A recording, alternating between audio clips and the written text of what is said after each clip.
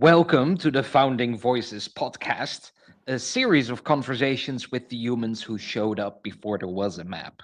I'm Perry, the founder of the Octopus Movement, and I believe nonlinear thinking is not just a way of creating possibilities, it's a way of being in the world.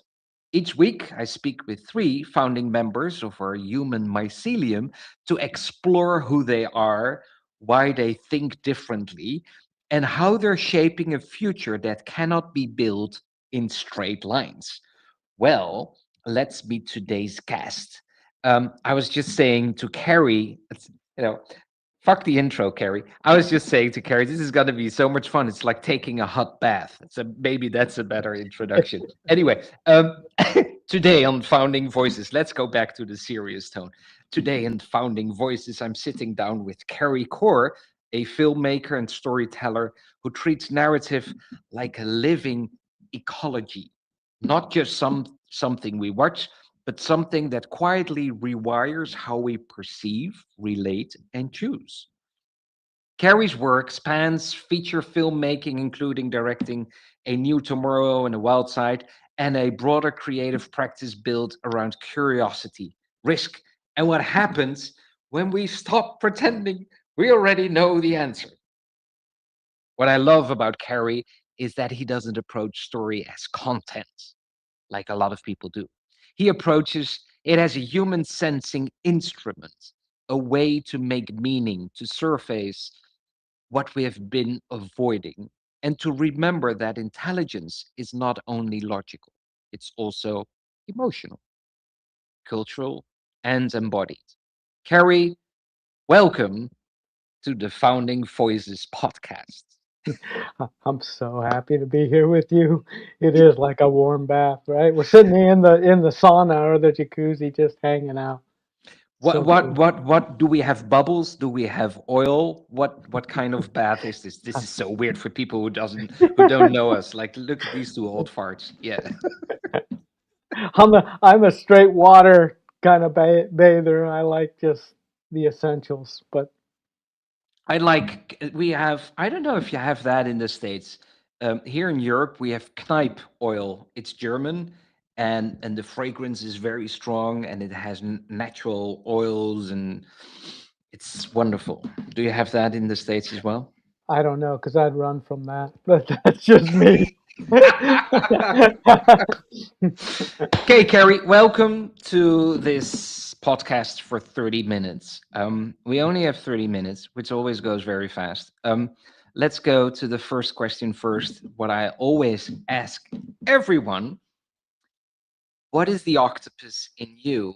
And I will add a question directly on top of that. Since you're a filmmaker, a director, a screenwriter, and everything, so tell the story about your octopus, and then how would you present the inner octopus of ourselves into a movie? How how can we show this that is something that is inside? How can we create a face on our inner octopus? So two questions in one. Okay. Go. All right, here I go. No. Uh, I mean, my inner octopus is that I see things in story and in uncertainty and curiosity, and so everything that I think about has to do with imagination. But imagination gets a weird explanation. It's all for children. It's something that's not real. But imagination, what comes into your imagination is real. Mhm. And that's how I see the world. So even if I'm walking the dog, I'm imagining what is going on out there in the world with me. What are the other people with the dogs doing? What are the dogs thinking? Are they talking to each other in a language we don't understand and saying, what the hell's up with these damn humans? What's going on in the world? And so that part of human existence tends to be hidden for a lot of people because they want a certain story. But Is imagination then? Sorry, I need to ask this immediately. Is no, imagination then for you um, curiosity plus? So it starts with the curiosity. What are they thinking, for instance? But then you fill in the gaps. Then you're not there to ask. You're just creating the story yourself, and then maybe ask. Is that imagination? that is for me, and I'll take it one extra layer on it is that colors how I exist. Like I can apply that to myself. Can apply what is it that this conversation that I'm creating in my head, or this picture, or this movie, when I see people, when I see stuff in the world, and then how does that impact me as a human? So therefore, maybe I can take from that and impact other humans. But That it's makes sense. also, yeah, sorry. Yeah. No, go for it. It's not always like I'm out trying to tell a story, because that's not how it is. It's just that's how my brain works. That's my inner octopus. I It's just wanted to doing ask that. you immediately, how does that work at the dinner table at your home? I drive everybody crazy. And how would you as a movie maker create something with the imagination to to give this octopus inside of us a face? Maybe it's a difficult question, and I I don't set the questions in advance, so putting you I on the mean, spot here. yeah, I mean, it's not really a face for me. I guess I understand what you're saying, and it can have a face, but that face has multifacets. That is the beauty for me of movies, and or just our imagination is while we're creating something in our heads or up on the screen, the entirety of the characters, the setting, everything has is multifaceted, right? There's not just a face. It's a face that changes. Yeah, it's my face. It's here, but sometimes it's happy, sometimes it's sad. All of these things get expressed physically, and so that's how I see that face, as one that can shift whenever it wants. And I guess that's an octopus anyway. You know, it Yeah. can change its color. So would it be something as a lead character that could change color, could change shape, can morph into a different character easily?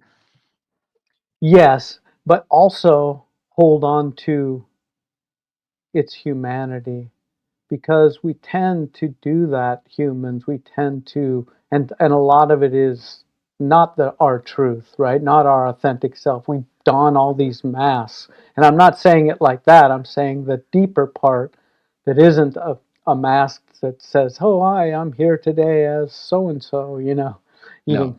Yeah, no, no. yeah, That's sometimes one when someone is referring to nonlinear thinking as the thinking hats of Edward de Bono. That always annoys the hell out of me. And I'm thinking that's not nonlinear thinking. That's just linear thinking from different angles, and it has nothing to do with nonlinear thinking. And that's what you're describing right now, right? It's not just changing the face. It's not just morphing into something else, but it has so much more into that. yeah, exactly. And I think there's an essence of that we tend to forget, and gets forgotten while it's happening with all storytelling, is there's a complexity that's happening all at the same time. Mhm. It's not. How are we doing here? Because here we're creating a little space in storytelling as well. How would you see um, this 30 minutes and now 20 minutes to get shape? How would you love to see this evolve, this conversation? Yeah, here's the thing with that, and this is why I think storytelling is so powerful, is it finds its own shape. It's telling us right now, it's telling us what it's going to be right now, but the next second or whatever will be something new that came out of that. It's not that it's not on top of that. It just has its own new unique part of that. And that I think is curiosity, living in uncertainty, and something that humans do very well, but at the same time, we don't want to accept that we do that. Are we still doing it well, or are we getting old by saying that sometimes it looks like we're doing it less? Or is this just sharing, or is this just showing our age? I'm 50. I don't know how old you are, Carrie, but I'm always careful with these things. We're like, are we still maybe we're still doing that and we're not seeing that anymore that much. But how do you see that?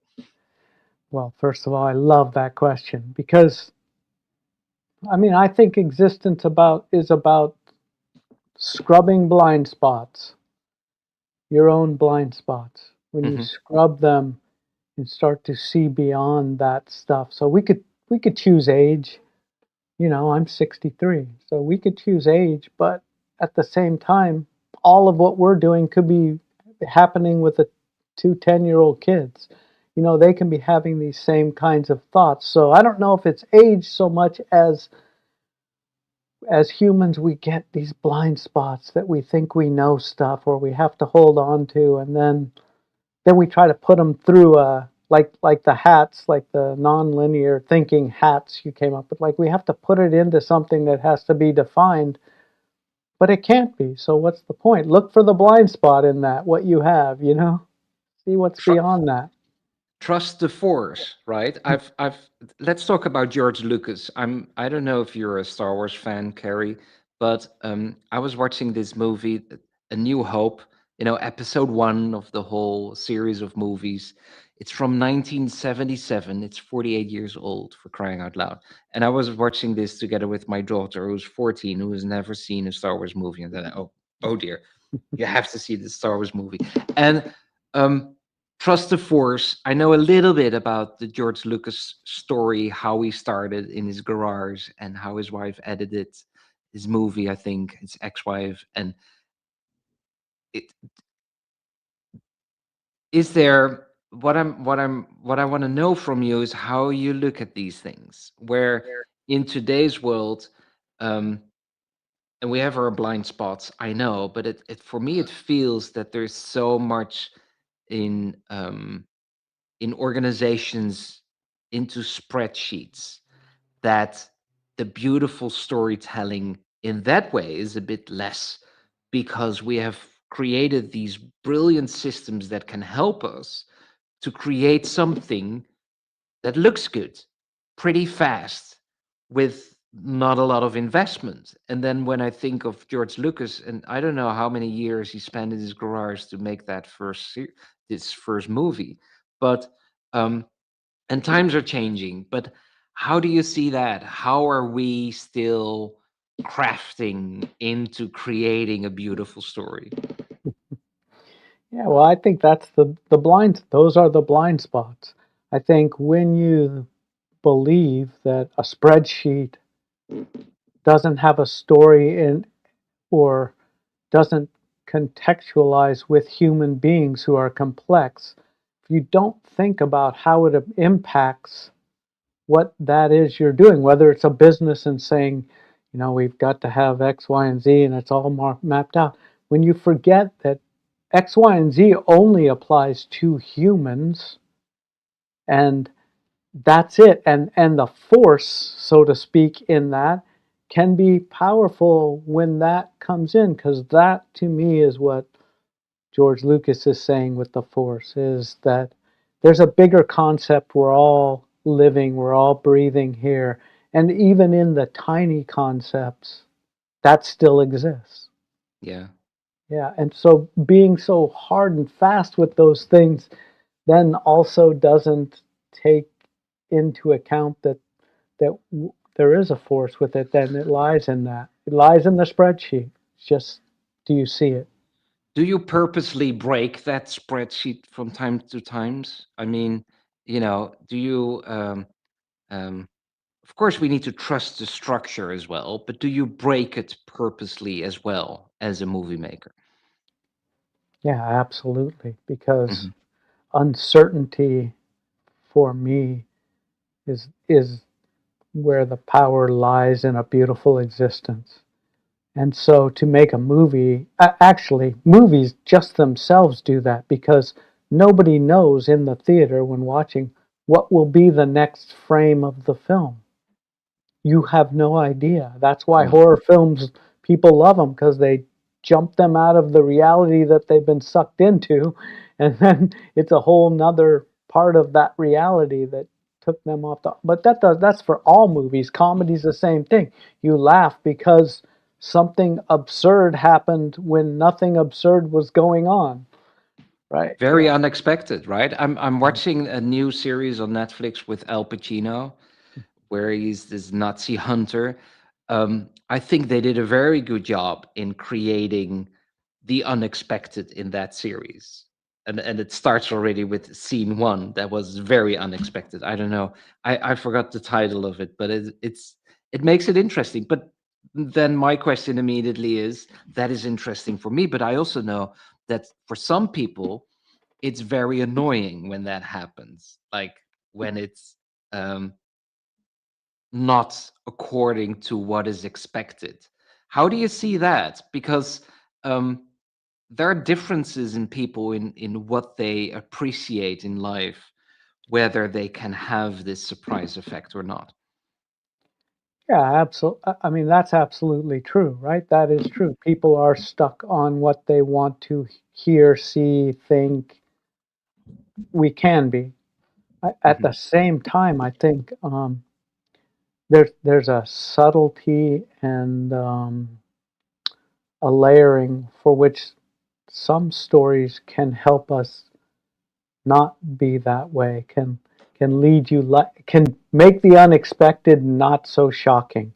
You know, the big shocks maybe they're hard for people, but sometimes just a little nudge, a layering in a movie that you don't expect that character to say or do, or something that's simple that everybody kind of does to some extent, can show people, oh wait, wow, it, like, uncertainty isn't scary or wrong or whatever. It's just Kind part of of being beautiful. human. Yeah, kind of beautiful. Kind Part of of being beautiful. human. In fact, I Scary. do it all the time.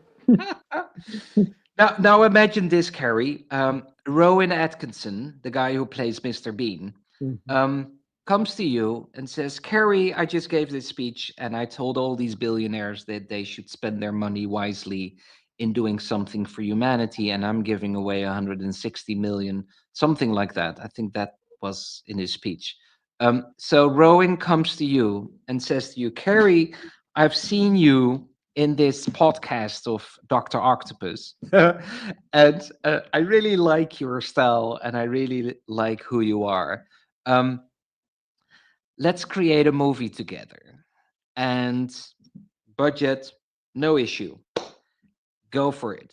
What comes to mind immediately for you?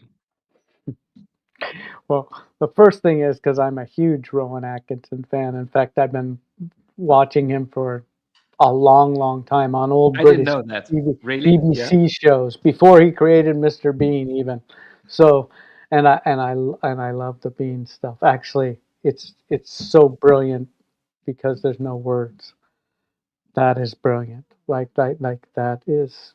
I so I of course my first reaction would, but anything you want, let's go. But yes, yeah. But then I would reel myself back in and say, let's do something that at one entertains, delights, and at the same time enlightens people as to what it means to be really human. And of course, he's been doing that forever. I mean, that's what Mr. Bean is, right? It's about being human and doing silly things because you're a silly human who just observes and makes sounds, and physical movements. But I would say let's do something together that can really not just be a straight comedy where people don't necessarily get the whole truth of being human, but let's find something lighthearted that can bring people into something that is um, a truth about humans. Can we please make that happen? I want to see that film, and someone is sharing a comment on YouTube as well. I want to see that film. I want to see that film. Um, Please, that would be especially by Rowan Atkinson to show in a beautiful, elegant movie with some surprise layers what it is to be really human. And I think his speech, I forgot where his speech was, but I think that speech already is a very good first step in creating this and doing something really, really beautiful. Um, what are you curious about today in today's world, Carey? I'm curious about the disconnect of all our systems, all our entertainment, all of how we connect with each other in the world, the disconnect between those who are creating that stuff or part of creating all that stuff and the people that are consuming, which is a bad word I don't like, but who are taking it all in, doing Consuming. I something think with it's a good word. I, I think it's the right word, but I don't like it because I don't think it's the right thing. So that's the disconnect for me, because we Yeah. shouldn't be consuming, but we also should be doing this all together. There's no separation. There's this tale of separation between, I'll just say, consumer or audience or whatever it is, doesn't matter the medium it's in, and the people creating it. That's a weird thing. It's weird that it's never really been activated. And I know that you're activating it as we speak. So I understand that you're curious about this. You're creating a movie together with the audience, which I think the concept is absolutely wonderful, where together we're creating something beautiful. Can you tell us more about your project? Yeah, see, yeah, I'll tell you more about it. So it's a movie I wrote, Screen Your Song, sing your song. Why did I say screen? Anyway, sing your song. um, and what it's all about that we're doing is reconnecting the people. Because I mean, the truth is, if you go to movies, you're paying the studio. Hmm. Your dollars are how they exists. Why is there a middleman, and why is there a middleman who knows nothing about creating anything telling you how, what, where, when you should go see a movie? That makes no sense to me. And I know some creators are afraid of that kind of thing because of control and whatever. I'm not afraid of it, but because on one hand, we're not creating a movie per se by taking everyone's opinions. I still need to be the vision of it or hold it with a lot of people. In a movie, there's a lot of people, and I'm not one to say it's me, me, me, not because of trying not to be egoic, because it's truly not. If there's 100 people working on a movie set, how could it be you? I Yeah. mean, that just makes no sense at all. So it's about the experience of movies that we're working with everybody. How can we bring it to you? How can you come along the ride, see all the decisions that have to be made? How can we talk about them all? How can I get direct and indirect um, input from you? Because what people don't understand is that an indirect part is huge. Concepts for movies, the dollars at the box office are indirect ways for you to participate in a movie. If you decide not to go, then that's indirect. Like, yeah, oh, that's maybe even a little more direct. But like sometimes ideas come out of people just talking about the power of what this can be directly and all the things that we need to do on our side, and how then can we bring it to you in a special way. Like, we found out so far, which I think is perfect for what we're doing, and I'll be short because I know we're running down, is that a lot of people don't get to experience movies now because of some of it's because of who they are, like they're hard of hearing, deaf, blind, whatever, neurodiverse, like things that just the way that it's offered to them doesn't fit because it just doesn't give them that experience to the depth that they want the experience of a movie. That makes no sense to me. We can just start talking to those people, and we have some of them, and say, what is it you need? Okay, let's go. Let's participate. Let's figure out how that end thing works. Because, and then at the same time, that's informing how the movie's made. They're participating in it. It's such a true um, feeling of artistic discourse that I'm beyond thrilled by it and excited by it and moved by it when it happens. We've had a couple of things and we're just rolling out now, but that's the goal: is to have a lot of that discourse, to have all the input, and everybody participating where their uniquenesses and their talents and skills are, and no one overriding the other sides, because that's important too. All of it, but all for everybody. It's so nonlinear to bring your audience before there was a movie. I love that. You take them with you on a journey, and the journey doesn't start when the film is out there in the cinema or um, at your streaming platform or whatever.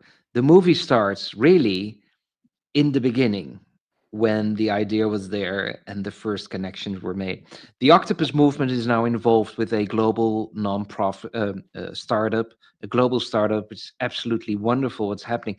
And a bit like this story, Carey, is happening in this startup, where the founder is creating this global team and is bringing everybody along with her, and let everybody be a part of that startup, rather than I'm the founder, and I'm creating the startup, and you have to do this, you have to do that. And she does that, and in such a beautiful way. Um, I need to tell you more about that, because that sounds very much like your project as well with the movie, and I can't wait to see everything that will be happening to bring the audience in first and then create the movie. I love that concept, and I'm a huge fan of that, Carrie. Um, Thank when where can people find, so imagine you're listening to this podcast and you're driving the car, no pen and paper ready to take notes. Is there a place where they can go and say, okay, I want to be in the pre-audience? Yes, so we have a website, Sing Your Song, N, the letter N, and Lights, Lights. So sing your song in lights, but no I, no I in the end, just the N. Yeah. Dot Dot com. com. Dot com. Dot com. Yeah, Yeah. yeah, and that Or was reach out to me, to the Octopus Movement, and yeah. I will share the link with you. Okay, my favorite question, second favorite, my first favorite question is, of course, what is the octopus in you? But the second one is, you can whisper a sentence into somebody's ear, and the whole world will hear that sentence in their preferred language. So you whisper something, that could be a movie, right? You whisper something. Imagine this: you whisper something in someone's ear. Maybe it's your wife, maybe it's a good friend or whatever, and the whole world hears that at exactly the same time. What would you whisper? I would whisper, it's all just a story that we're writing moment by moment with the quill of our existence.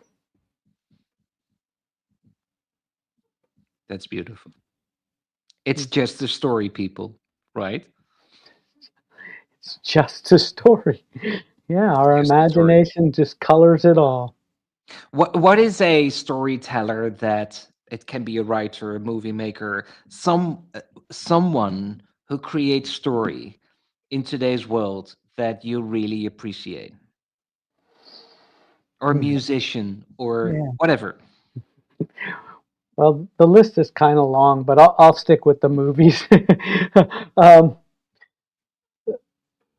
this filmmaker, Jim Jarmusch, and I don't know if people have seen his movies, but go see him.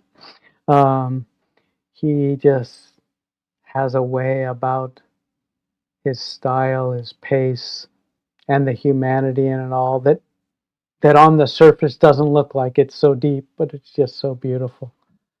Can you Um, name a title of a movie of Jim Jarmusch? Well, he just had one released. It won the award in the big Venice festival they have every year. Won the top award. He won the Golden Lion or whatever the heck it Really? is. Cool. Yeah, Yeah. it's called Mother, Father, Sister, Brother, something like that. Those four words. I don't know if I strung them together rightfully, but they're in the right order. Yeah, yeah, and I went to see it and I just love it. But some of his other movies, Mystery Train and Down by Law. Jim Uh, Jarmusch. But what we yeah, will do is, underneath the video on YouTube, we will share the titles of these movies, links, yeah, whatever, so you can find it. Such a beautiful storyteller, according to Carey Corr. yeah, yeah. I love that. One, yeah. He's so that's my one of on my list. Thank you so much. Thank you for being here, Carrie. That was already 30 minutes. Not just here in the podcast, but in the Octopus Movement as a founding member, but also as a very good friend. I always love the fact that we're sending each other messages, that we did a short series of conversations about movies and documentaries. We should continue with that. I really love that. Thank you for doing everything that you're doing for me, for everyone in the moving, in the movement, in the movie. I wanted to say in the movie, in the movement. If you're listening and you feel a spark, please follow it. Nonlinear thinking is not a strategy, it's a kind of love, and it grows where we share it. Thank you so much, Carrie. And for the audience, enjoy checking out everything related to Carey Corr. Thank you. Thank you, Carrie. Thanks, Perry. Love you. Love you too.